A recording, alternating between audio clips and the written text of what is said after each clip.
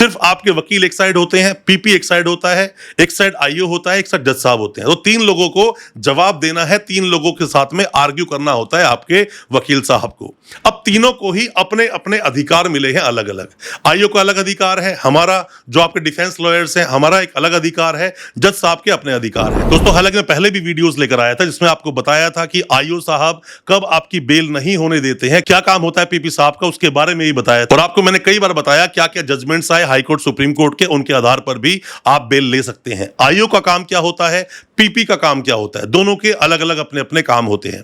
जहां एक और आईओ का काम है किसी भी केस की इन्वेस्टिगेशन करना, सारे दस्तावेज इकट्ठे करना, जो भी डॉक्यूमेंट्स हैं एविडेंसेस हैं सब चीजों को एक साथ लाना, गवाहियां रिकॉर्ड करना, उन सब की एक पोथी बनाकर मतलब चार्जशीट बनाकर या केस डायरी बनाकर कोर्ट में सबमिट कर देना। वहां से काम शुरू हो जाता है पीपी साहब का, जो पब्लिक प्रोसिक्यूटर होते हैं वहां से उनका काम शुरू हो जाता है। वहां से पीपी साहब देखते हैं उस केस में उस केस को किस ओर लेकर जाना है। अगर आईओ के पास कुछ होता ही नहीं है, कोई भी एविडेंस नहीं होता है और कई बार बायस इन्वेस्टिगेशन भी हो जाती है, अगर ऐसा कुछ होता है तो ऐसे में क्लोजर रिपोर्ट लगाई जा सकती है और क्लोजर रिपोर्ट लगाते भी हैं और ऐसे में आप कंटेम्प्ट पिटीशन फाइल करते हैं।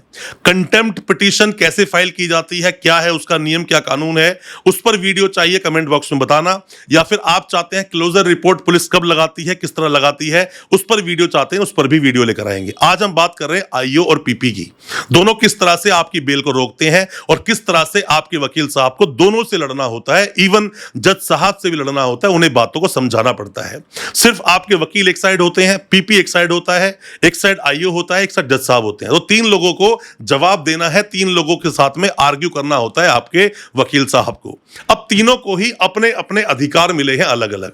आईओ का अलग अधिकार है, हमारा जो आपके डिफेंस लॉयर्स हैं हमारा एक अलग अधिकार है, जज साहब के अपने अधिकार हैं। दोस्तों आप में से कोई भी नए वकील साहब हैं, कोई भी लॉ स्टूडेंट है, कोई भी आपका सगा संबंधी जानकार जेल में है, किसी पर मुकदमा हुआ है या फिर आप पर कोई केस हुआ है, वीडियो बहुत काम का है, वीडियो को पूरा देखें, बहुत नॉलेज आपको इससे मिलेगी। किस तरह से बेल पर फाइट की जाती है, किस तरह से क्रिमिनल केसेस को प्रेजेंट किया जाता है, ये सब मैं आपको बताऊंगा। और दोस्तों अच्छा लगा ये वीडियो को लाइक जरूर करना, शेयर जरूर करना, ताकि और लोगों तक भी ये वीडियो पहुंच सके।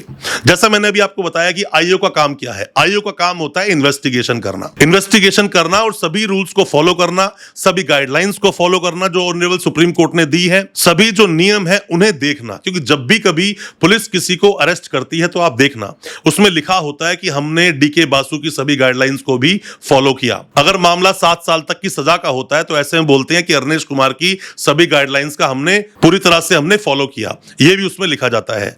तो जब सुप्रीम कोर्ट की बातों को मानना मैंडेटरी है तो क्या कुछ बातों को माना जाए, कुछ बातों को छोड़ दिया जाए? ऐसा तो बिल्कुल नहीं होता। दोस्तों होता क्या है कि बीएसए का सेक्शन 131 आप पढ़ोगे ना, जो पहले आप एविडेंस एक्ट के सेक्शंस देखते थे वो बीएसए में कन्वर्ट हो गए हैं, मतलब नया कानून आ गया है। तो उसका 131 सेक्शन जब आप देखते हैं वो मुखबिरी की बात करता है। मुखबिर कौन है? अक्सर आपने एफआईआर में देखा होगा कि मुखबिर खास से हमें ये इंफॉर्मेशन मिली, हम उस घर में गए, हमने रेड मारी, हमें सामान बरामद हो गया, हमारे पास कोई इत्तला आई, कोई इंफॉर्मेशन आई कि आज यहां से वो आदमी आएगा, उसके पास इतनी फर्जी मार्कशीट्स हैं, उसके पास अफीम है, चरस है, फर्जी नोट है, फर्जी डॉक्यूमेंट्स है, कुछ भी हो सकता है, या उसकी गाड़ी में कुछ सामान पड़ा है। तो जैसे ही हम गए, हमने रेड मारी तो वहां से हमें कुछ सामान मिला। तो मुखबिर खास जो लिखा होता है ना, ये कौन था, कहां से आया, कहां चला गया, ये सब पूछने का अधिकार दिया नहीं गया है हम वकील साहब को कि हम उससे ये सवाल पूछ लें ये कौन था, लेकर आओ। तो ये सवाल उससे पूछते नहीं है, इसीलिए ये बातें सब जगह लिखी जाती है। इसी तरह से 132 जो बीएसए का सेक्शन बोलता है वो क्या बोलता है, जो एडवोकेट साहब है, जो वकील साहब है, वो प्रोफेशनल जो चीजें होती हैं, हमारी बात होती है क्लाइंट से, हम दोनों की, वकील साहब की और क्लाइंट की, जो आपस में बातचीत हुई, उसने मुझे क्या कुछ बताया, मैंने उसे क्या कुछ एडवाइस दी, ये सब कुछ मुझे किसी को बताने की जरूरत नहीं है, ना जज साहब को, ना पीपी साहब को और ना ही आईओ को। मैं किसी को नहीं बताऊंगा, ये उसके और मेरी बीच की बात थी। इसीलिए आपने देखा होगा बड़े बड़े अपराधी भी अपने वकील साहब से इजीली मिल लेते हैं और वकील साहब पर कोई एक्शन नहीं होता। इसी के साथ में 132 सेक्शन की बात करें तो जज साहब को भी पावर है कि हमसे कभी भी कोई भी सवाल वो पूछ सकते हैं। तो इसमें जो सवाल पूछे जाते हैं 132 का सबसेक्शन 3 बोलता है ये बातें, तो ऐसे में सवाल पूछे जा सकते हैं। अब क्या होता है कि कोर्ट में बेल पर मान लीजिए बहस करने के लिए आपके वकील साहब गए, सबसे पहला काम उनका क्या होना चाहिए, पहले तो अपनी बेल की पिटीशन को ढंग से पढ़कर आए हों।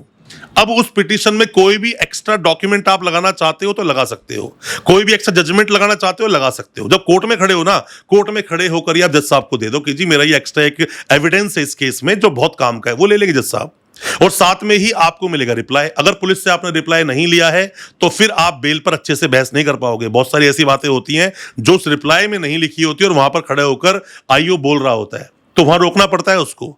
आपको यह भी देखना है कि आईओ ने जितनी भी बातें बोली क्या वो सारी की सारी डॉक्यूमेंटेड हैं। मतलब अगर उसने बोला कि इसके पास से एक फर्जी आधार कार्ड मिला, तो कहां है वो आधार कार्ड? वो बोलते हैं कहीं पर सीसीटीवी फुटेज थी, इसकी कैमरे में रिकॉर्डिंग आई, कहां है वो रिकॉर्डिंग? वो बोलता है व्हाट्सएप चैट पर देखो ये मारने की बात कर रहा है, तो कहां है वो चैट? वो जो भी कुछ बोले उसको कोर्ट में उसी टाइम देखो। वो बोलते हैं वीडियो है, चलवा कर देखो खुद भी कि वीडियो में क्या आ रहा है। कहीं ऐसा तो नहीं कि वो बंदे की शक्ल ही नहीं आ रही आपके बंदे की और खामा केस बना रहे हैं। 307 के केस में एक आर्ग्यूमेंट किया था मैंने, बेल पर मैं आर्ग्यूमेंट कर रहा था, कह रहे थे देखो इसके अंदर ये मारते हुए दिखाई दे रहा है, मारते हुए दिखाई दे रहा है, चेहरा कहीं है ही नहीं, कदकाठी भी उसकी नहीं है, कपड़े तो खैर हम क्या बोले, कपड़े कुछ भी हो सकते हैं, तो ऐसा कुछ भी रिलीवेंसी थी ही नहीं, तो ऐसे में उसको बेल मिली। तो आईओ साहब का काम है अपनी बातों को प्रेजेंट करना, और पीपी साहब भी ज्यादा कुछ केस को पढ़ते नहीं है जब तक मामले सीरियस नहीं आते। जितनी बात बोली आईओ साहब ने उतने ही मामले को पूरा सुनकर और चीजों को प्रेजेंट कर देते हैं पीपी साहब कोर्ट में, और फिर जज साहब सवाल पूछते हैं अगर आपने कोई भी मुद्दा खड़ा कर दिया तो। क्या बोलते हैं, जब भी किसी को सजा दी जाती है तो बियॉन्ड ऑफ रीजनेबल डाउट, मतलब किसी भी इंसान का कोई भी डाउट रहना ही नहीं चाहिए, तब सजा दी जाती है। अपने देश का सिंपल सा नियम है, an accused is innocent until proven guilty. जब तक क्या किसी इंसान का दोष सिद्ध नहीं होता तब तक वो अपराधी नहीं है। इसीलिए आपने देखा होगा मुलजिम और मुजरिम में फर्क होता है। हम मुलजिम बोलते हैं कि मुलजिम ले आए क्या आप लोग, मुजरिम नहीं बोलते। मुजरिम मतलब जिसको सजा हो गई, मुलजिम मतलब अभी तो चलेगा ट्रायल, टाइम लगेगा उसके अंदर। और कभी भी ये भी आधार नहीं हो सकता किसी इंसान पे 3 4 5 केस चल रहे हैं तो उसकी बेल को डिसमिस मार दो। जब तक उसका कन्विक्शन नहीं है तब तक आप मुजरिम नहीं बना सकते उसको, तब तक वो अपराधी नहीं है। अभी तो उसका ट्रायल चलेगा, अभी तो उस पर दोष लगा है, सिर्फ दोषी है सिर्फ वो इंसान अभी फिलहाल के लिए। तो ऐसे में भी दोस्तों देखना चाहिए आपको कि आप किस तरह से कोर्ट में जाके अपनी बातों को प्रेजेंट कर रहे हैं। जब बेल पे आर्ग्यूमेंट करते हैं वो रिप्लाई लेना पड़ता है, उस रिप्लाई पर बहस होती है, पूरी जो चार्जशीट सामने आई है उस चार्जशीट को देखना पड़ता है, कहीं ऐसा तो नहीं जो इन्वेस्टिगेशन गलत तरीके से कर दी हो। बहुत तरह की प्रॉब्लम सामने आती है, उन्हें देखना पड़ता है। अल्टीमेटली दोस्तों देखा जाए गांव देहात में पुलिस कई बार अपनी पावर का मिसयूज करती है। लोगों को मारना पीटना, क्या मार पीट सकती है पुलिस? बिल्कुल भी नहीं। गालियां देना, बदतमीज से बात करना, ऐसा कर सकती है? बिल्कुल भी नहीं। किसी इंसान को पुलिस स्टेशन धक्के मार के बाहर निकाल देना, ऐसा कर सकते हैं? नहीं। कोई इंसान कंप्लेंट देने के लिए आया, कंप्लेंट लेने से मना कर देना, ऐसा हो सकता है? बिल्कुल नहीं हो सकता। दोस्तों बहुत सारे आपके अधिकार हैं, बहुत से ऐसे नियम कानून हैं जिसके बारे में आम जनता को नहीं पता। तो आम जनता का ठेकेदार कौन है? कोई भी नहीं, कोई जिम्मेदारी लेना चाहता नहीं। अब तो चलो सोशल मीडिया का जमाना है तो लोगों तक इंफॉर्मेशन पहुंच जाती है, वरना पहले बहुत समस्या थी। पहले कोई एक दूर दराज एक वकील हुआ करता था और उसको भी पूरी नॉलेज नहीं होती थी, क्योंकि अब तो पढ़ने के बहुत सारे सोर्सेज मिल गए ना हम लोगों को, पहले इतने सोर्सेज नहीं थे। अब तो बार बार जजमेंट्स आ रहे हैं। जजमेंट्स क्यों आ रहे हैं? इसलिए आ रहे हैं कि कानून टूटते हैं, फंडामेंटल राइट्स आपके जो है वो एंटरटेन नहीं किए जाते हैं। फंडामेंटल राइट्स जो है आपके, जो अधिकार हैं, उनका गारंटर कौन है? Supreme court. और guarantee without guarantor is nothing.